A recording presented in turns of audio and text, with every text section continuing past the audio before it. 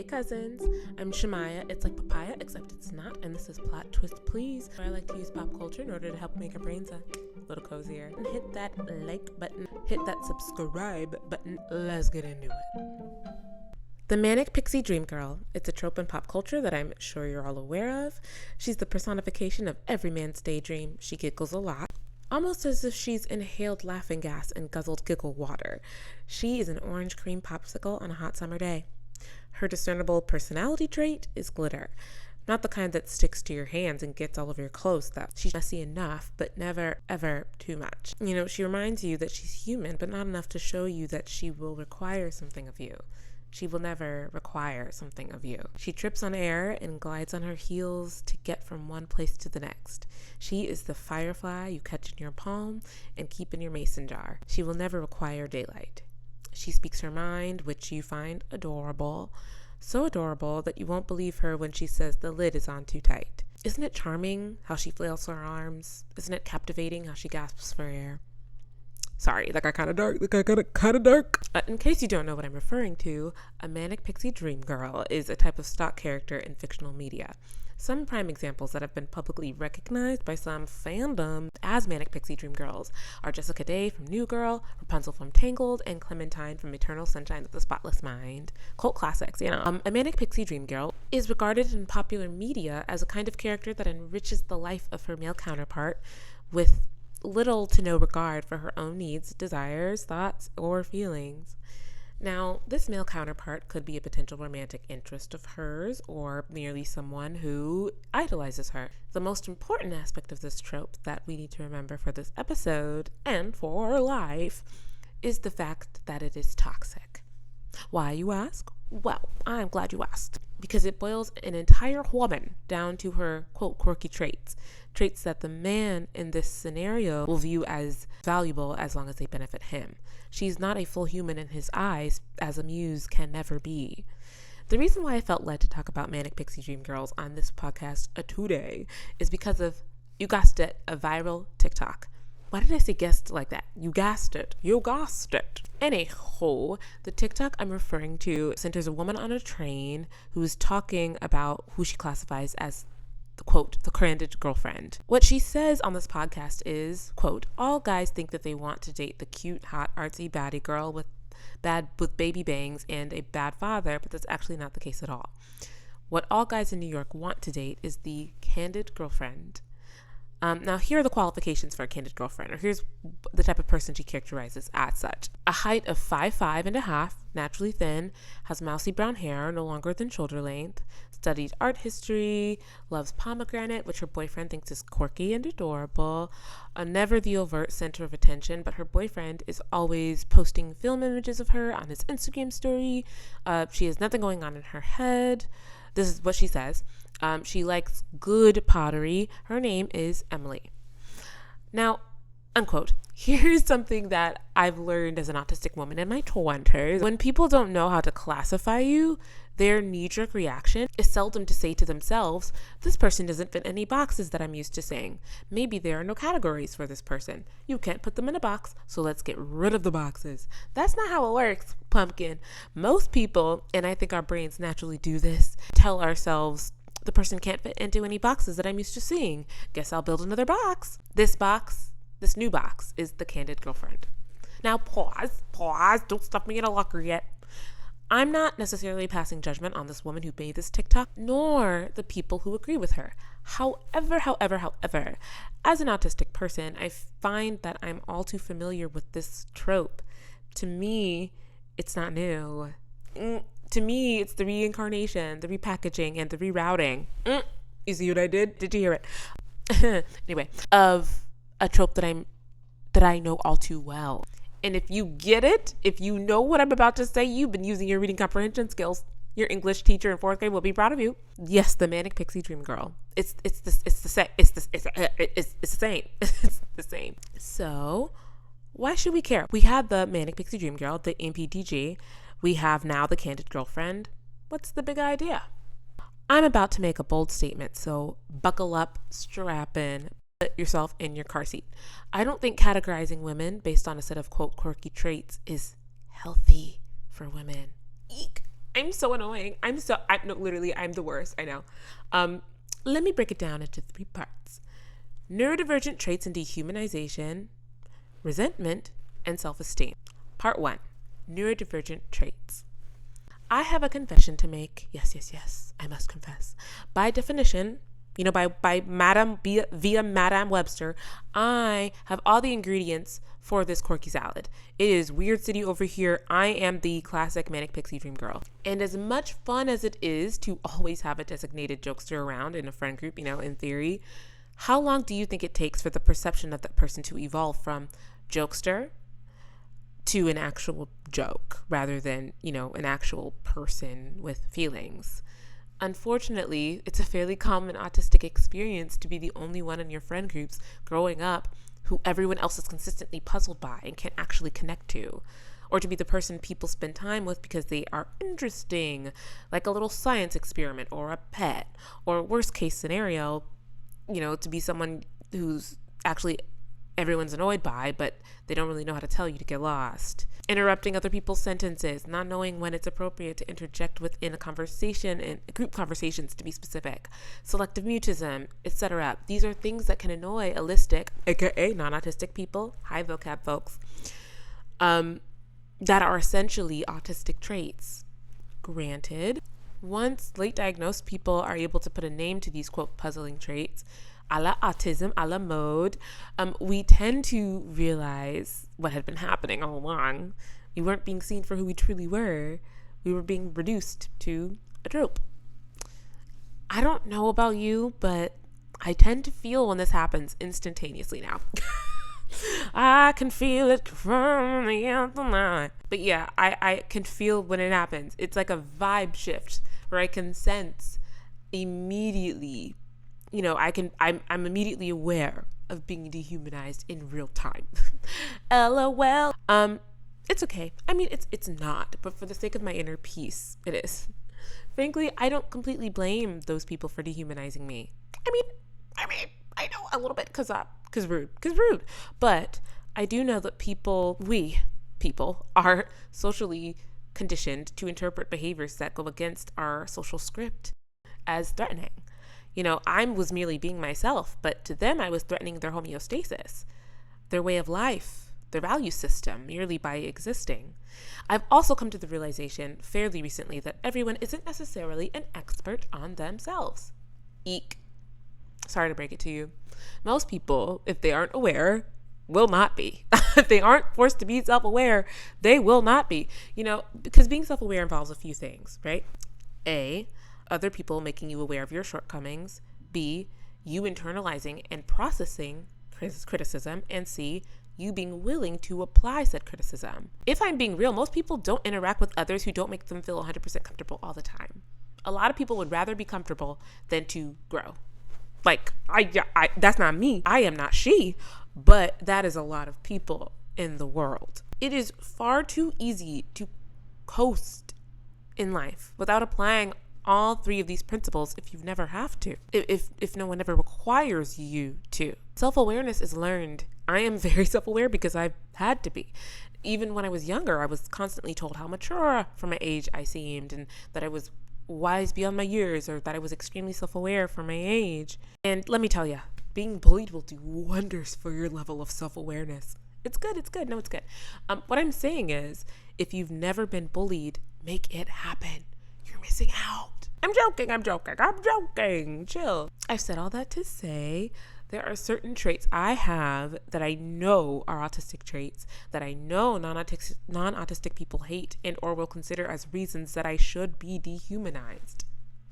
Now pause. Before you say, Shamaya, dehumanization? That's a bit of a leap. Little girl. There are subtle forms of dehumanization that I think we have become desensitized to over time as a society. They just become normal. It becomes normal to point and laugh at quirky traits. Those quirky traits are autistic traits. It becomes normal to make fun of someone because of their special interests, but it does not mean it's right. Now, I'm not here to tell you what's right, okay? I'm just here to help you be less wrong. Anything else I don't need on my conscience. as I was saying, when you know there are certain traits that subconsciously validate other people's instincts to dehumanize you, you tend to try not to display those traits. That's where masking comes in, because 1 + 1 = 2. You're welcome. Simple math. You're welcome. But when it comes to the quote candid girlfriend, the manic pixie dream girl, or whatever trope for categorizing women becomes trendy at any given time, there is a fine line, I find, between leaning into one's natural instinct as a categorizer of humans, as we do, as we are, and allowing the categories in our heads to dictate how we interact with people in real life. That's my opinion. Cry about it. I'd argue that it's extremely easy to allow how you view people to seep into your real life interaction with them.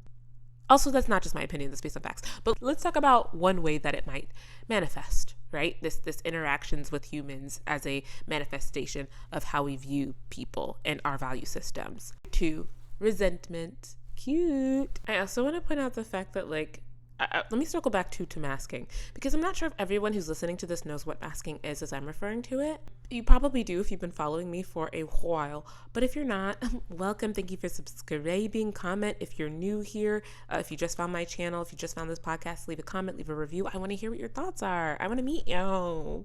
Welcome to the cute Neurodivergent Cousins Club. Anyway. So, masking. Masking is something that you do when you're interacting with other people to seem less threatening, to seem friendlier, to seem like you are conforming to whatever the agreed upon social script is in that setting. So, for example, I just learned that code switching and masking are very similar for Black autistic people when they are around white people or non-Black people. Like, they'll code switch, which is a form of masking.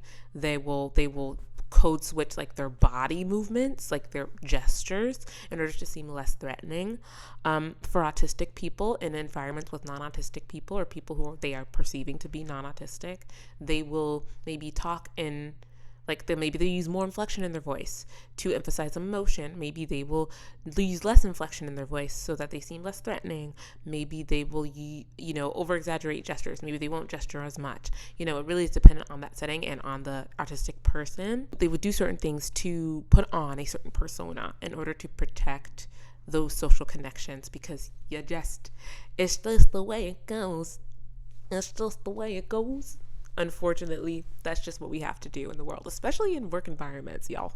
If you wants to cut to the check, you better be doing the masking acrobatics. I was trying to find something that rhymed with checks. If you want to collect your checks, be ready to twist your necks. No, there's something better in there. There's something there, though. There's something there. We're digging, we're workshopping. So, back to my second pillar, resentment. Now, when you categorize certain women as one thing and demean them for those attributes, you make them prone to disenfranchisement and long-term harm. But what happens when you elevate certain women for certain attributes? What happens when they become the prodigal son or prodigal daughter? Prodigal? I don't know, girl. But whatever kind of woman becomes a goddess in men's eyes, the object of a man's fantasy, what often happens because we are all victims of misogyny, you and me, we see each other in that, is resentment. The quirky girl, the cool girl, the women who fall in these categories just because they are themselves become parodies of themselves to the point that their human traits get devoured. Who they are becomes a performance to quench the thirst of the male gaze, whether they intended to or not. That's how it is perceived. And also, I just want to level with you here. We are all performing. You, me, we as a collective and as individuals, we are always performing all the time, because there is social capital in being able to perform certain qualities. Performing, of course we care about people generally, but you are also constantly in a state of performance. Showing up for your friends' special events, being there when your friend is going through a hard time. That is a performance. It is rooted in truth. It is rooted in a genuine emotion, hopefully, but it is still a performance that you actively participate in, that is required of you in a relationship, in community. And there is social capital you gain from that. I hate using the word capital. I'm always finding myself in this weird middle space between looking at things economically and looking at things from a humanitarian standpoint, because sometimes those worlds are interchangeable. Sometimes you can look at the humanitarian efforts and see how they benefit the whole economically. Like it is economically beneficial to care about other people, and it's also just good to care about other people. So that's an interesting tangent, but back to the main dish. Who you are, if you fall into these tropes, becomes a performance to quench the thirst of the male gaze, right? And the women who clock this kind of performance for the male gaze become resentful of the fact that it is a performance they themselves cannot participate in. If they don't have those qualities, they can't participate. If they are not laid back, they cannot be the cool girl. If they are not whimsical and wide-eyed, they cannot be the quirky Manic Pixie dream girl. Now, before you climb through the screen and grab me by my neck, let me explain to you something important. I do not revolve my life, my worth, and my opinions, nor my sense of value around men or their approval. But I do know that partnership, the pursuit of partnership, the desire for a romantic partnership is an occupational hazard. Wanting the approval of men you want to date or who you want to view you as dateable will lead you to do unspeakable things. I mean, in my case, it led me to tell someone I liked them, which was certifiable behavior. Lock me up. Would not recommend. I'm joking. But in all seriousness, I made a podcast episode y'all seem to really like, actually, about pick-me's. Thank y'all. Actually, low-key, thank you for all those views. Yeah, the quickest 1,000 views I've ever gotten, and it continues to build, and I'm so grateful. I'm glad that video episode served you. But what I said in that video, one of the pillars of my argument was anyone under any circumstance can become a pick-me. It could hit any of us. Under the right circumstances, it could be you. I mean, if you're over here shaming women for falling into a trope, I'd urge you to look internally at what you potentially aren't forgiving yourself for. The third potential consequence for another trope for women to grapple with, and another pillar of my argument, is 3, damaged self-esteem. I sincerely hate to break it to you, but no two women are the same. No two autistic women are the same. No two autistic people are the same. There are cultural and societal experiences that allow us to share similar perspectives, but even within that, how we grew up, religion, whether or not we were close to our siblings, can contribute to the values we hold and how we operate in the world. I used to think that I had to be one type of person in order to build the life I wanted. That if I was going to be openly autistic, I'd have to be the kind that was the fun, marketable kind of quirky all the time, and if I was a woman, I had to be the girl boss kind to never complain and just remain unbothered about men who had hurt me or about situations that made me uncomfortable. Or if I was going to be outspoken, I had to be the inspirational kind of confident that everyone looked up to, that never faltered, that was never flimsy, that never had fears or doubts. And I would look down at myself when I didn't meet those expectations.